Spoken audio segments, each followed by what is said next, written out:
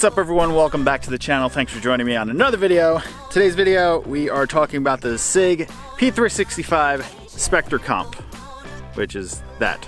Once again, thanks for joining me on the channel. If you're not following me on Instagram already, go follow me here on Instagram because I'm kind of shadow banned. I got the gun page thing where they just said they're not gonna like show your content to anyone, so that's fun. So just follow me there for more content and behind the scenes, I guess. Today's video, we're talking about the P365, I think XL Spectre Comp. Sig has a ridiculous way of naming all their guns. I'm not a Sig connoisseur where I know the different sizes and whatnot. I know they have the 365, 365X I think, 365XL, which is this one, then the macro, which I think is even larger.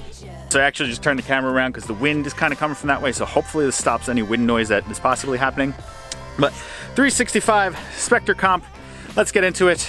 I'm probably gonna have a little more shadow since the sun's behind me, but no big deal. Let's just start with this gun from tip to butt, I guess, as Grand Thumb would do.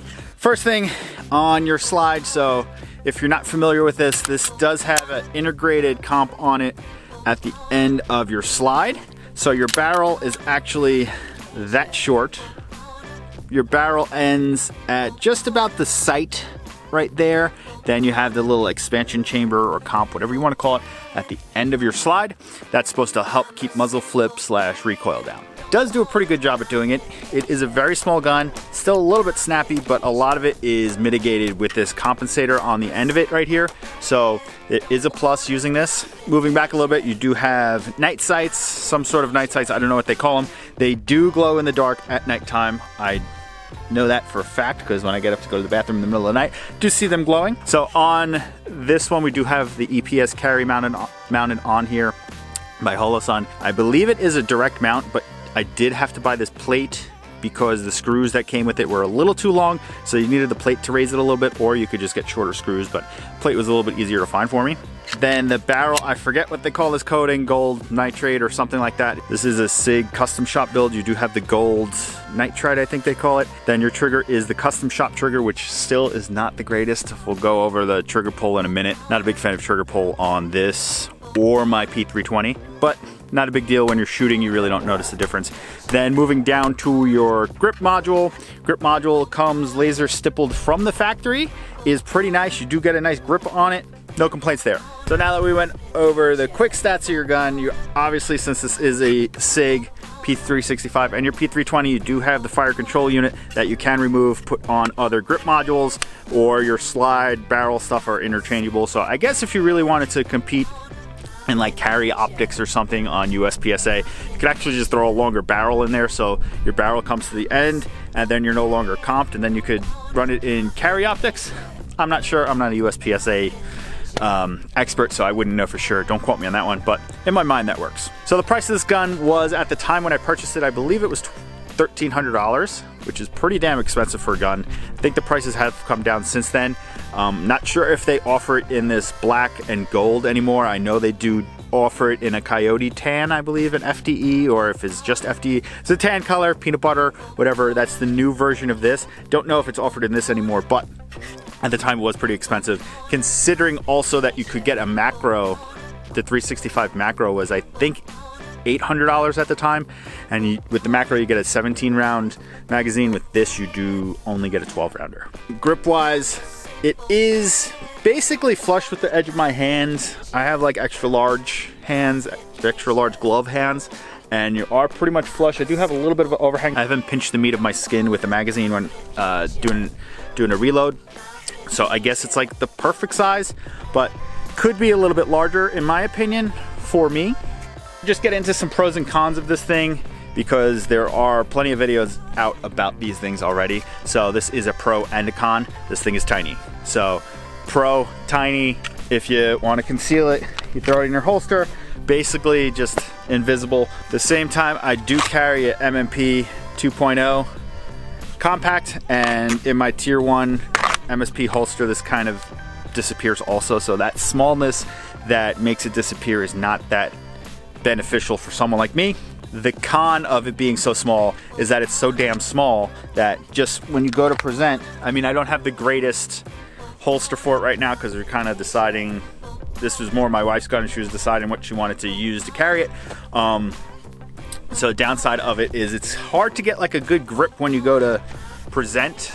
It's just not a lot of real estate to grip when you go. Also, the holster isn't helping, but it's just not, like I said, it's just small and not a lot of real estate to grab onto.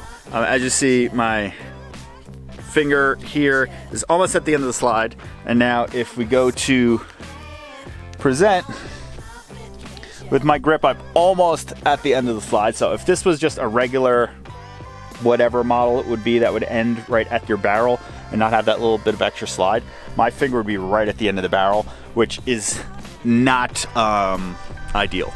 Then with being small, like I was saying before, with the grip right there, when you go to slam this in, it touches finger, but it doesn't pinch.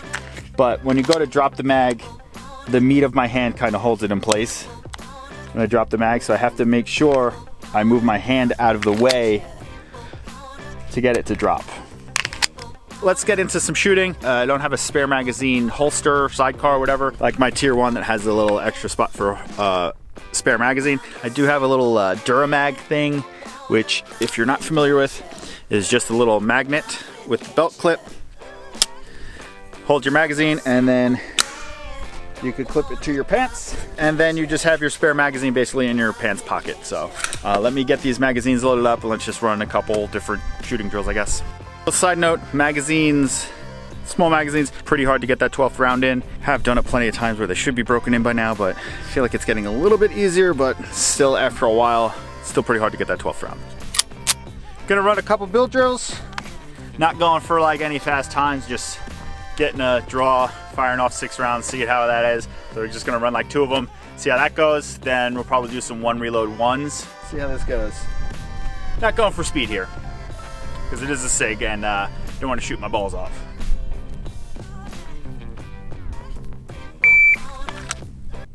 Hold on. Forgot to put the ears on. Let's do that again.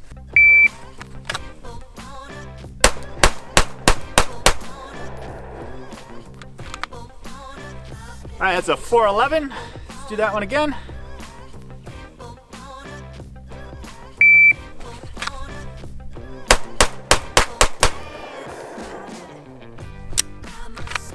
.363, one C zone on there. Let's do another one. Other thing, you gotta really slam these magazines in, because as you see, I feel like I'm giving it some nice force and they're not going in. The 12 rounders, when they're full, you really gotta slam them in. Let's do one more of those, that was fun.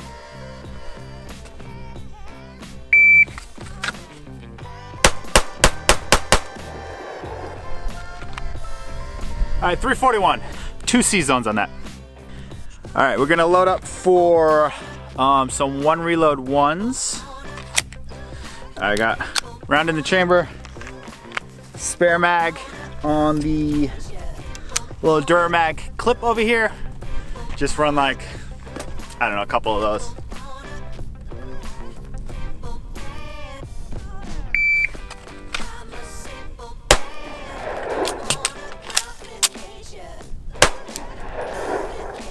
This is 609, by the way.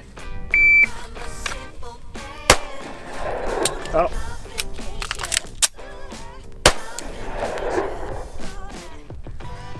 .613.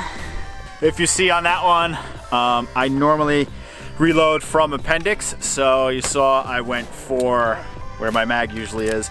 Just a training thing that if you're doing that, you'll get used to it yourself. But just remember those things. Did it again. Oh, can't get the magazine.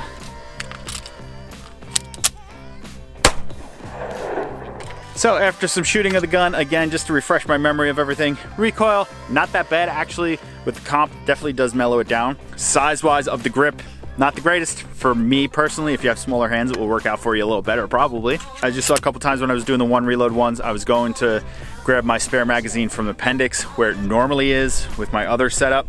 So that's just something I would have to train around. So that one, I'm not faulting the gun for that. But the thing I would fault the gun for is when you have a full magazine, it's really hard to slam it in there to get a good slam to seat the magazine. Then if you have an empty chamber with the full magazine, pulling the slide back, it kind of gets a little stuck, gets a little jammed. You got to really force it to get that slide to slide back to grab the round to chamber it. That's just a magazine issue since they're really tight to get that 12th round in, as opposed to a gun thing itself. That one's not a big deal. I'm not faulting the gun for that. Would I carry this gun? I don't know, to be honest. Right now I don't really want to carry the gun, so I'm not wanting to invest the money into it, but a good holster for this thing with, I do like a sidecar with my holster, so a good holster and a light underneath it. I feel like that would help add a little extra weight to bring a little bit more of the snappiness down. That, I don't think it does that much, but it does help a little bit with recoil, just having a little more weight in the front. This thing is actually pretty nice to shoot, but it's not as nice as a bigger gun. I'm pulling out a bigger gun. This is, like I was saying earlier, my M&P 2.0. This is a compact, so this is basically about Glock 19 size. This is what that is like. Don't worry about all the extra stuff, so it would end right here. That would be your Glock 19 size. Don't worry about that comp on the end. Then this is your 365. Did you just see the size difference? Just the utter size difference of the two. So if you think about it, both these guns are shooting the same 9mm round. So this one you have a little bit more to hold on to. You can really grip it nice and tight. You don't have the issue with the magwell over here. This I have a magwell on it, but you don't have the issue with your hand, your fingers hanging over, and you can really slam it in nice and tight. Then you also could get that mag release, and you don't have to worry about moving your hand out of the way to drop the magazine. Oh yeah, trigger was the one thing I said we were gonna go over. So this is your trigger. So this is all the play you got there on your trigger. Then you hit your wall. You got a little bit of creep. So once again, trigger, all that play. See the creep? Didn't break yet. There you go, then it broke. So then resetting.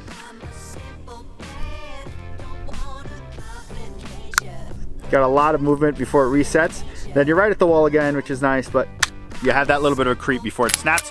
So the only time I feel like it's really an issue with anything like that is when you're dry firing or doing something like that. It's the only time you notice it. When you're out shooting, you don't notice that. When you're out with live fire, you don't really notice that. So I'm not gonna really fault it, but at the same time, I don't like it. So the wind is starting to pick up, and I'm gonna stop talking about this gun. Pretty awesome gun. Nice small gun if you have small hands and you just train around all these issues, like I was saying, with it just being small in your hands. If you don't mind that, you can deal with it. Mag release is very good on it, but for my hands, I do have to make sure I move my hand out of the way to drop the magazine. Like I said, recoil is really nice. Great size for concealed carry. I do take this with me every once in a while when we walk the dog in the morning when it's really early. So something like this size is perfect for what I use it for, which is taking the dog for a walk in the morning when I'm wearing my sweatpants. So I take this with me just in case there's like a coyote or some sort of wildlife wandering around while we go to walk the dog. And it's perfect wearing sweatpants because it's not that heavy to weigh down my pants. And works for that. So let me know what you think about the Sig Sauer P365 Spectre Comp. Smash or pass? You like it? Do you not like it? Do you like the newer version that's all coyote tan or FD, whatever they want to call it? Do you like the black and gold version? Because the black and gold version is pretty badass. I personally prefer this over that. And then with the EPS carry on top, I think it just looks very sexy. Don't forget to hit that subscribe button. Leave some comments down below about your experience with the 365. Is there anything I should do to this? Maybe I should just buy a bigger grip and then I won't really have that issue anymore. Like the video, share it or if you want, and don't forget to follow me on Instagram right here. And I will see you guys in the next one. Peace out. Stay strapped or get clapped.